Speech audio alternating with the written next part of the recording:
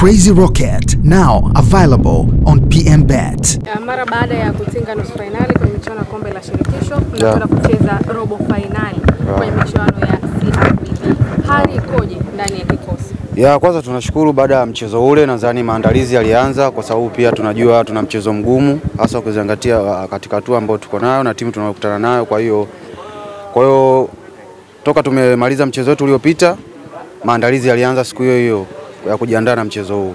Kwa hiyo kila mchezaji ana hari kubwa ya kucheza kupata nafasi katika siku ya kesho, na kila mchezaji yuko sawa kuweza kupambana katika siku ya kesho kuweza kuipatia matokeo timu ya Simba. Mnakwenda kukutana na Mbeya City. City ambao wanaonekana wameimarika kweli kweli, hasa wakimuondosha mpinzani ambaye kwenye michuano iliyopita alifika mpaka hatua ya finali. Mmejipanga kwa hilo mbele ya Mbeya City? Kwanza ni kweli Mbeya City ni timu ambayo imefanya vizuri na inafanya vizuri kwenye first division na wamefanikiwa kuitoa timu ngumu Azam. Kwa hiyo tunajua kwamba mechi haitakuwa rahisi, lakini sisi kama wachezaji tumejiandaa vizuri kwa kuweza kupata matokeo.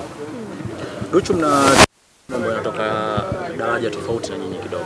Pengine ujumbe wa mwalimu, maandalizi huwa yanakuwa tofauti kwa sababu mnaenda kucheza na timu ambayo iko daraja ya chini.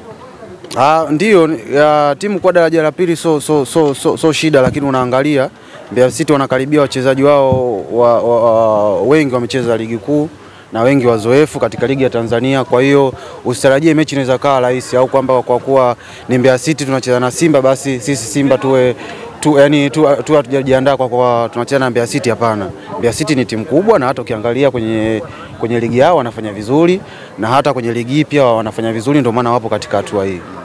Intensity mara nyingi huwa inakuwa tofauti, na mmetoka kwenye mechi yenye intense kubwa kidogo. Hongera kwa kufanikiwa kutinga kwenye nusu finali.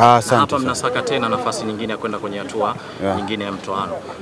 Mnakopi kile mlichokifanya kwenye michuano ile ya CAF mnakileta huku, ama kuna namna nyingine, ama ujumbe wa mwalimu pia ukoje? Kwanza mwalimu yeye ana mechi ndogo wala mechi kubwa. Yeye kwenye maongezi yake na wachezaji anakuambia kabisa kwamba mimi kila mechi kwangu ni finali. Kwa hiyo haijalishi mechi hii nacheza na timu fulani na timu fulani, yeye kila mechi anataka userious ule. Maagizo anayokupa ufanye vile kama unafanya klabu bingwa au kwenye ligi, ni kile. Kwa hakuna utofauti mkubwa, zaidi utofauti ni kufanya vizuri tu. Umecheza kwenye position tofauti kidogo. Mchezo uliopita wapo wengine nafasi.